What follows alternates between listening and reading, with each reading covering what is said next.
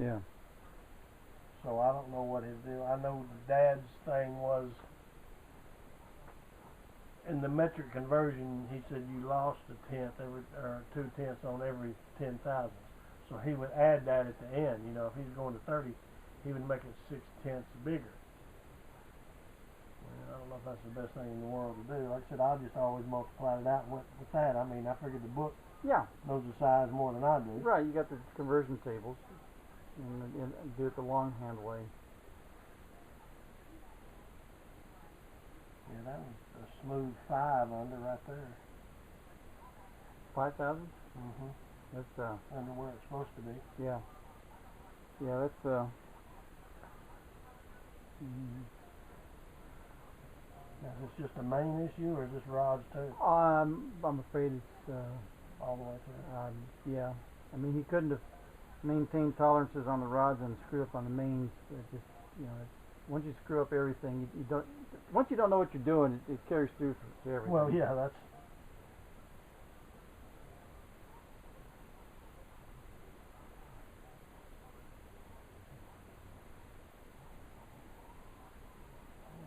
Where'd I go? Oh, I see. I got as bad as I was thinking.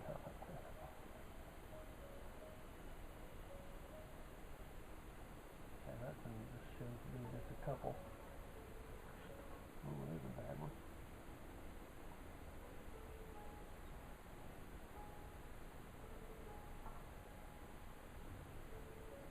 Boy, it's so hard sometimes to find the worst spot. That's part of the deal is Yeah. finding the lowest. I worked it around quite a bit, and it's tough to get the right amount of drag without hanging up. Yeah, because well, and you're not marking a flat surface because if it's wore down, you're kind of marking in a valley with a sharp corner, and sometimes it's just sticky. Yeah. That's what I was running into. It is really hard to find.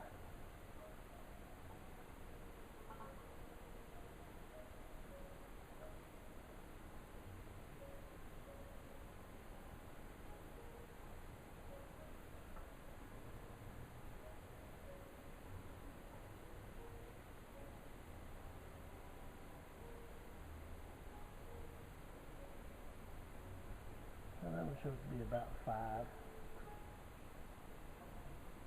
This one physically looks like the metal's been torn on it, as opposed to the other one still have a little bit of shininess left to them.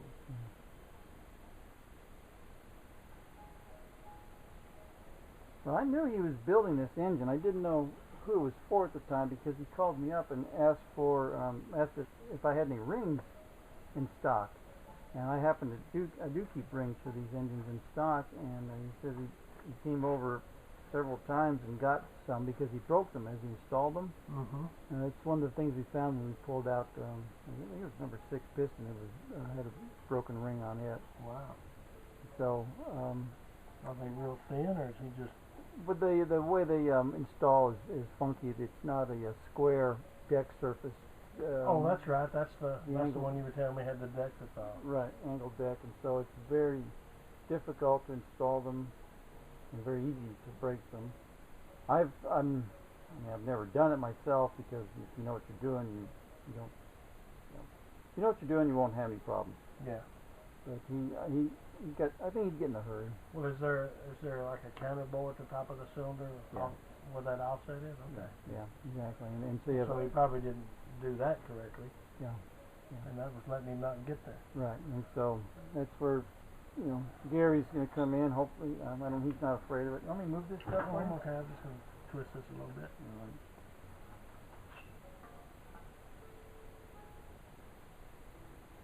So he did have a Rottler or Rottler type machine for it. Gary does. Yeah. Yeah. I thought he did when you were asking. I thought Gary did, but I wasn't sure. Yeah. Well, I called and asked him, and he was hurt and disappointed that I hadn't remembered that he had one as many times as I've been there. And if you don't have a 85B Blockmaster and a Rottler boring bar, you just can't get the work done. Well, that's what they say.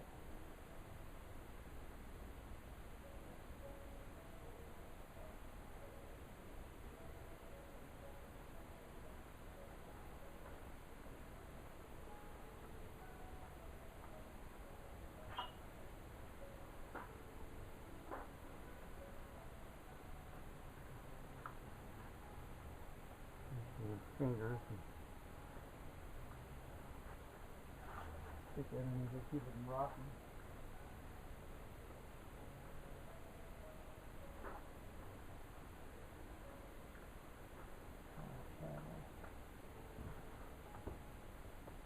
So have you had this crack checked yet? No. Okay. They're That could end the whole. That could end the whole deal there. That could, but they're not known for Yeah. that. They're I've actually never had one crack, so it's not a first priority. Yeah, but this thing's had a pretty rough life just Yeah. running. Yeah. You know, judging by the way the bearings look on it. Yeah. And I guess dinging it on the floor is a test, but it's not the true Well, test. yeah, that kind of gives you an idea. I mean, if it's a real dull, you know it's dead. But Right.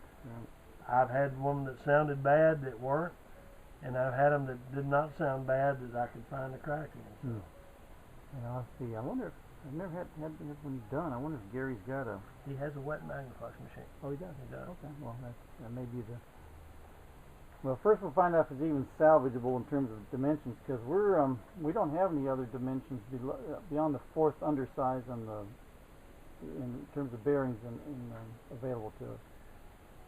The next question would be: Do you insist on 100% cleanup on a journal when you go to? What I'm saying is, say there was a line here when I got through grinding it that's 60 thousandths wide and that long, that where something had scraped on it. You know, once it's polished, that's just a low spot. Yeah. Would that bother you? No, because again, that's an oil retention area. Okay. Now, as long as we got a smooth surface for the bearings to ride on, then any divots would be negligible or not important. Because as you know, when you weld one, you get hollows anyway. Yeah. And even when you hard chrome sometimes. But no, a hollow spot would not be a problem. Okay. Well, some guys, they just insist, no, if there's a mark there, that's going to eat up the bearing. I'm going, it's low. How the hell is it? It's not ever going to touch the bearing. Exactly. So no, it's not a problem. Okay. Well, you got to ask. Cause yeah. Well, people get strange ideas. Well, Wallace taught me, and I think he taught me well. That pretty much killed it right there. That one, it's 9. I'm finding 9 under on this one on the rear. Right, and I didn't know if it would, with your trained eye, I didn't know if it would clean up on the final. Well, like I said, here's where the problem lies, is that journal never does wear evenly. It's going to be egg shaped. Yeah. And you got to go by your centers, bring the crank up, and if it's worn 9 now, that's a half thousandth all the way around to clean up. Yeah. If that's shifted one side 2 thousandths, it's never going to clean. Right. There's nothing there. So okay. you just don't have enough metal left to work yeah. with on center. Right. So that pretty much indicates that we got a crankshaft that we can't work with. Can't actually just put in the machine and go. No, because see, I can feel the step okay. on one side more than the other, which indicates that it's worn to the point where there's not going to be enough metal there. Because I'm seeing 9. We're showing 31 to 30. Yeah. And it's already 39 and a half. Yeah. So it's so that we're headed for 41 or 40. Yeah, and they don't have any bearings that size. So got to see what. Well, there's no sense checking the rods if the mains ain't going to make it. Yeah, exactly. Well, the first thing you should do is let Gary wet mag it for you. Okay. There's just, like I said, even if they're not bad and it has a decent looking radius in it, I will have to hand that to Dean. He did learn a little bit from his old man. Yeah. Not to chop all that out, but I still think it's probably smaller than it should be. Right. But I don't know what he had to work with when he got it, Right. A lot of times the crank can have a great radius from the factory, and the first guy kills it for the next 2 guys. Like sometimes you can take 20 or 30 off and put some back in and make it a nice shaft. Right. I don't think the radius hurt this crank. Okay. It was just, I think it was put together way too tight. Just looking at this number up here, like I said, but it's never been ground. It's never been run. Yeah. that dark line in the front where it's never had any bearing on it. Yeah. It just wasn't done right. I can't. You can see them in all of them, but you can't get the barrel of the mic over there close enough to grind it. I'm sure it's the same all the way through. Right. Right. Well, it's And he probably didn't line hole the block and get that right. I don't know if you can tell that by looking at it, but probably not. Well, they're okay. man. That's too bad. They're nice cranks. I mean, they don't deserve to be. Well, yeah, I mean, that's a 7-main crank, and it's got full counterweights. It ought to run forever. Yeah. Forever. Yeah. Puts me in mind of the 300, 600 Ford with the.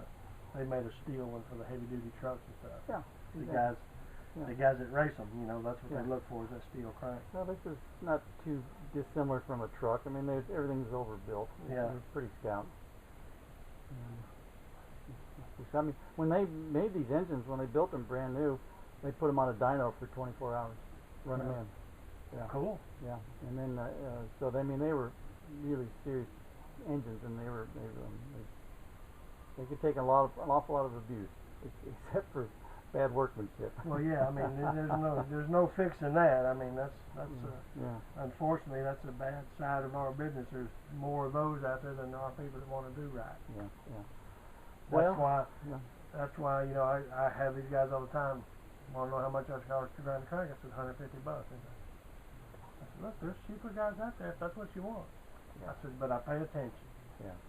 And I said, I'm going to grind it for you just like I was putting it in my car. So if you don't like that, then I said, I can give you the names of guys that do cheap jobs. That's what you're after. Right. Right. And that's generally where they go. That's too bad. That's because it's such an important thing. Well, and there's not many of us who are left around anymore. That's the whole thing. When the next generation rolls through, there's not going to be anybody out there that can do anything. I swear. I mean, I've got work stacked up for 2 years, and I can't get to it all, and I hate to disappoint people. Yeah. I mean, that car, that cream one there, has been waiting 2 years to get in. The white one in the back has been waiting 1.5 years. Wow. And I got more stacked up than I can shake a stick at, and I don't know who's coming behind me.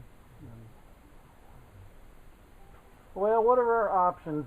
Let's assume that Gary says it's not cracked, and we got a good crank except for undersize. Would you suggest getting it hard chrome for the one or all? That's going to make the best shaft out of it. What I would do if it were my crank and I was going to put it in something to last a long time, would be first thing to go in and grind it 40 or whatever you can get, maybe 45 under. Okay. The thing is, you don't want chrome. You can't take this crank and build it back up to standard because you don't want the chrome that thick. Right. You have a chance of it coming apart. Sure. They want to see maybe 20 thousandths up. That gives you 2 crank grinds in there if you do it that way. To make a really nice shaft, if you were to cut it down to the 4th undersize, that way first of all, you're getting all your journals back around where they need to be. Yeah. And the chrome's going to go on evenly. See, if you just chrome it now, it's going to follow this. It's going to be thick and thin all the way up. Right. If you grind it to the 4th undersize, then you chromed it. They could grind it back to the 2nd undersize, or 2nd. Right. And then you've got a nice shaft, and there's another repair in it in case something went wrong. Right. Right. I mean, to me, that's the way to fix it. It's not going to be cheap. Right. But to me, welding the shaft is just not the way to fix one. Yeah. Even one rod, I just Yeah. because like I said, the way these guys weld it. Yeah. But nobody's going to set up and undercut all these journals, just grind into it and then weld up to that lip. They're not going to do that. Right. Right. Right. Oh, you don't need to do that. That's messing up the crank. Well, not as bad as what you're fixing to do to it. But Yeah. So, I think that's the way that I would want it done if it were my shaft. Sure. Undercut, get everything Yeah. really close to true, not perfectly because it won't clean, but as close as you can get it, and then bring the chrome back up and cut it back to, like I said, either 2nd or 3rd undersize. I think that's the best. They're going to make the best product for your customer. Yeah. What part would you want to play, or like to play in that part? Would you do the first cut and then we send it off to them, they chrome it and comes back and you do the final grind on it? Most of these guys won't. If they chrome it, they grind it. Oh, okay. the guys up there in Memphis, you know, they told Floyd, hey, you know, he set up all their stuff for him ages ago when he worked for Storm. Right. And he said, you are the only guy in the country that I chrome for and send the crank back. He said, if I chrome a crank, I grind it. I see. So I could do the undercut if you want me to, Right. or, you know, that may be part of their package. I don't know. You might need to talk to them and see if that's what they want. I mean, that's the way I would want to see it done. Okay, yeah. But that might not be their game plan. I don't know. I don't want to, you know, step on anybody's toes and say this is how you have to do it, because that's not true. Right. That's the way I'd want it done for me. To start out with as true a journal as you can, Yeah. and everything ready, and then when they chrome it, then everything's put back on right. Okay. Plus, it gives you a chance to make sure that the strokes aren't a little nutty. Yeah. Right. All right. Well, I guess all I can do is call them on Monday, and I'm also going to ask Gary again, because he see if he has any insight, if he knows anybody's had anything done by them recently. Yeah. I actually looked them up online, and there's an awful lot of complaints, Was it? and that's the problem. I just don't, you know, I'm just between a rock and a hard place, because there's a whole bunch of complaints about what they're And I doing. just, yes, and there's got to be other people out there doing it. I'm going to find out. Somebody in California. But there's I know a guy brought me a shaft. It was a 4340 billet shaft. It had come from someplace in Denver. Okay. And they messed up a journal on it. And the guy said, well, sure, send it back and we'll fix it. Well, they sent it back up there, and he went to chrome it and fix it.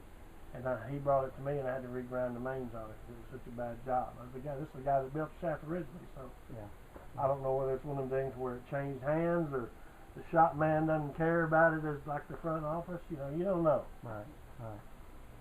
Have you looked up just to see if there's anybody else doing any crank chroming? Because I know you don't want this guy in town to do it. Oh, Lane? No, I don't. I think he's okay for industrial stuff, like a roller on a printing press or something. But I don't think he's set up to do this. Yeah, well, he doesn't have the fixture to turn while Exactly. he's doing it. Exactly. So he did one for me and Floyd, and I don't remember what it was. Yeah. But when you do that, you know, the You get chrome to just drip it. sags. Exactly. And I mean, we had perfect cleanup on one side. We were taking 150,000 off. The Yeah. other side had pits in it where it didn't fill. Right. You've got to have the turning fixture, or you're just wasting your time. Exactly. Yeah. And or you just Yeah. put it on there and turn it over and put it on the other way and let it sag that way too. I don't know. I don't know. But Again, it's back to, you know, Yeah. how much does the guy care about what he's doing? Right. That's why I say he's okay for industrial. You can do centerless grinding and that sort of thing, but no, not for this kind of stuff. All right. Well, then all I can. Well, I wish I could give you better news, man, but it's just. Okay. Well, I appreciate it. I'm afraid it just chewed up. Yeah. Well, all I can do is call them on Monday and find out. Yeah, because I can find 2 under on this one from what you found. So. Yeah, and I don't think I mismeasured it too much, but Well, it's like I tell Dave all the time. He said, I never can find what you find. I said, this is what I do. I mean, I do it every day. You don't. So exactly. that makes a difference where you go looking. Yeah. But like I said, I just start looking for that wear spot, and I figure that's where you're going to see the heaviest, because it's not over here. So that's usually going to be your low side. Right. Man, I think it would have squeezed out, possibly, if this one hadn't been dead. Yes, exactly. Well, that's another option. Have you ever had any, what am I trying to say?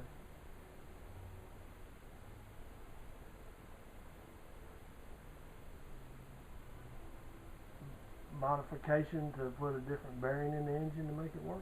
Have you ever done it, or would you even consider that? Well, probably would need bearings are bearings. It's just that. Well, the reason I asked that, you know, we do a lot of antique stuff. Mm-hmm. We did a 20. It was a 207 Chevrolet. I want to say it was a 24 or something, but it was an inserted engine. Mm-hmm. And we ended up, of course, had big wide rods like a 235 in it. Mm-hmm. Ford had their late model V6 has a 2 1/8 inch rod journal on it, and the bearings are real skinny. We bored the rods, ground the shaft to the size, and put 2 bearings in there side by side. We do that on our Model A's, you know, double, because the Model A rods are wide. Yeah. You get rid of the Babbitt and go to insert. Yeah, we go in and insert it, you know, and we put 3 different, you know, of course the Chevys all had the step mains, and we come up with different sizes to go through there. And Ron's got an old, I'm sure Wallace had one of them quick way line boring jigs. Oh yeah. He just sets up on it, and Ron's a hell of a machinist. I mean, he worked for TI for years for they candy, and he can make just about anything work. It, you know, the thing came out nice, had great oil pressure. Yeah. It, we just finished, just cranked 2 days ago, this 28 Dodge, and same thing.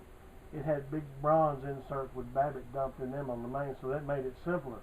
Because we had a whole thing. We just found bearings that fit the mains, and then the rods the same way. Found something to fit the crank. We ground it, and it was worn. This made this crank look unworn. It was so bad. And we fired this thing off. Had the stock pump back in it. Had 40 pounds of pressure sitting there idling. You know, pretty amazing. But it's you know, I'm just without going to the expense of the chrome. I mean, you're still going to have a lot of machine work in it, and at that point, then it's going to be bastard, you know, to the next guy. Well, yeah. But if you give the guy bearing numbers and everything like that, then he has, you know, he has weapon against it when something ever happens down the road. Well, let me show you what the shells look like. Give you an idea. What these shells look like. They're pretty interesting.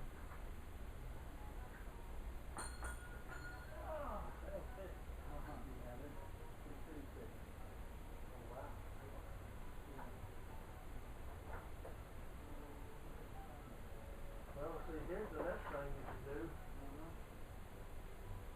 The trouble is finding the bearing to fit the crank. Where you're going with the crankshaft. Because you put these bad boys in the block. And you could actually align bore this and put a bearing in it. You know, we've done stack bearings and almost all this oddball stuff that comes in, because when you get a deal like this, there's not a bearing that will fill that gap. And we'll find the bearing that'll fit the housing bore that will leave the ID the same as the OD of the other bearing, and we stack a bearing in a bearing. Never A lot heard of that guys say, well, you can't do that. My buddy Dave Bluebell, he raced 400 small block Chevrolets with 350 cranks in them, and everyone on the track had a bearing in a bearing, and these guys turned these things 9,000 RPM. Didn't have an issue with it. You know, it's back to, is the machine work right? Exactly. Yeah. If the bearing has something to set in, it'll probably be okay. It just that is so exotic to me, so strange sounding. I know, and a lot of people just, well, you know, that's not going to work. But we did a straight 8 Packard that way, an old Packard, you know, didn't have bearings for it. Like I said, we've got several engines out there running with stacked bearings in them, and the racers have used them forever. Interesting. So I'm just saying there's other options without the chroming if you can't get happy with somebody. Well, we'll find out. I'll call them Monday and I'll call around. Back when I was at P&M, I did all the line boring on the Babbitt bearings. That's a very interesting, you know, activity. We found a box up in what's the deal in Checky Shack. Oh yeah. He found this guy had a box of cast iron blanks. They were just big, like big plugs. Okay. And you know, he did a V6 Buick V6 Ford that the guy's running twin turbos on. He bought these massive billet main caps to go on it. Of course, you buy them. Of course, they've got an 1/8 of an inch got to come out of it before you can even talk about line boring it. And he set up with that quick way.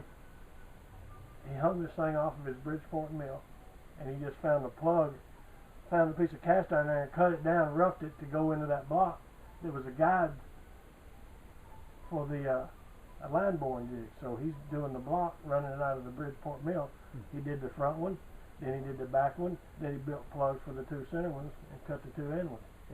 And the thing came out great. You know, now you take it at this point, you just get it, you know, 2 or 3, and then take it over there and let Gary line hone it. You know, and you're ready to go. But you can do the same thing with a shell. You do that, undersize it, find the bearing that will fit, cut the crank to fit the bearing. If the crank, like I said, the crank doesn't care if it's 10 or 20 or 50 under, you know. Yeah, I think there's enough meat on here that we could do that. Oh yeah, and like I said, he has it, the radiuses aren't all gone, so there's still, you know, the more you go under, the more radius you can kind of put back in also, which helps the crank. Right. You know what the stroke is on it? Doesn't look like it's really huge. No, I could. I don't. I was just curious I because don't know. see what I look at is the overlap Mm-hmm. from where this bearing is and this. Anytime Yeah. you've got that in that big web, that's a pretty stout crankshaft. It's going to be hard to tear up. Yeah. Oh yeah. Yeah. I've never You heard know, of one breaking or trashing. You take the Model A, you know, where it's got that 4 1/4, you know, Yeah. and they're that far away with no bearing in Right. there. Yeah. Nothing. Yeah. And we run the piss out of them until they break, but they do break. Yeah. Yeah. Yeah. The only ones he hasn't broke, he had some, when he does a billet crank, he builds a 5-main girdle to go on the Model A blocks, so the two in, you lay the crank in the girdle, Mm-hmm. put number 2 and number 4 bearing shell on. Then you take the girdle and lay it in the original block, and the 3 original mains are 1, 3, and 5. Yeah. 3-inch thick girdle with a billet shaft in it. You ain't tearing the bottom end of that up No. unless you just run it out of oil. Yeah. That's pretty funny. But That's pretty funny. Well, all right. I'll But again, I wish